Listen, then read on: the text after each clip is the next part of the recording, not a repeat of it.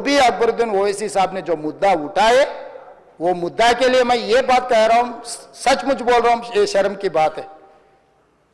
20 दिन के बाद भी इतने, एक दिन के लिए उनको पुलिस स्टेशन को लेकर गए तो हाई कोर्ट भी इमीडिएट अजर्नमेंट मोशन, लंच मोशन ले लिए, उनका बेल भी दे दिए, सब कुछ है। आधी रात को 11-12 बजे अपने लोग बोल रहे थे जेल का दरवाजा खोलो, 12 बजे उनको छोड़ो। अरे भाई कहां है प्रोविजन, कहां से छोड़ू मैं? कोई मेरा घर का मामला नहीं है, मेरा घर का मामला है तो मेरा गेट निकाल के आने वाले जाने वाले को मैं बोल सकता हूं। जेल का दरवाजा मेरा हाथ में नहीं है, कानून के हिसाब से चलाने का है मेरे को। रात 12 बजे अरे वो फिल्म स्टार है उसको छोड़ दो भाई, अगला दिन मैं रहे तो ना फिल्म स्टार को छोड़ने के लिए। अगर आधी रात को 12 बजे किसी को जेल से छोड़ने का कोई लॉ है तो बोलो, मैं भी लागू करता हूं। तो इसीलिए ये इतने फिल्म स्टार कोई भी दवाखाना तक नहीं गया, छोटे बच्चे को नहीं देखा अकबर साहब। ये अफसोस की बात है, शर्म की बात है, सचमुच बोल रहा हूं मैं। अगर मैं वहां पर जाके देखने के लिए मैं पूरा स्टाफ और मेडिकल एंड हेल्थ सेक्रेटरी, मेरे कमिश्नर, सब टीम को मैं डिप्लॉय कर दिए, सीता और अपने कमीशन चेयरपर्सन, सब लोगों को वहां भेज के मैं continuously I am monitoring that boy health condition.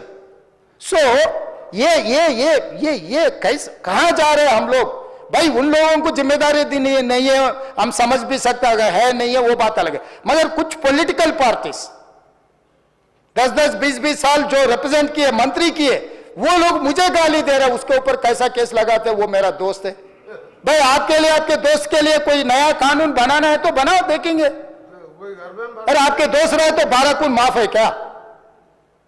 मेरा भाई के लिए भी माफ नहीं है, आपके लिए कहां से माफ करूं मैं? मेरा परिवार के लिए भी कोई नया कानून नहीं है। स्पीकर साहब, मैं ये कुर्सी में बैठा हूं, जो कानून है, जो डॉक्टर बाबा साहब अंबेडकर जी ने जो कानून दिया, वो कानून के हिसाब से हम सरकार चलाएंगे। जो अकबर साहब ने जो बात लिखा, कुछ प्राइवेट डिस्कशन है, कुछ पब्लिक विजुअल्स है। जो पब्लिक विजुअल्स में वो वापस जाते वक्त भी हाथ हिलाया, रोड शो किए, आने से पहले किए, जाने से समय पर किए, पुलिस वाले भी उसको जल्दी जाने के लिए कोशिश प्रेशर किए, सब कुछ सच है। मगर उनको तो बेल मिल गए। अभी कानून तो हम मानना ही पड़ता। तो ये हकीकत है, ये सचमुच है, मगर ये अफसोस की बात है।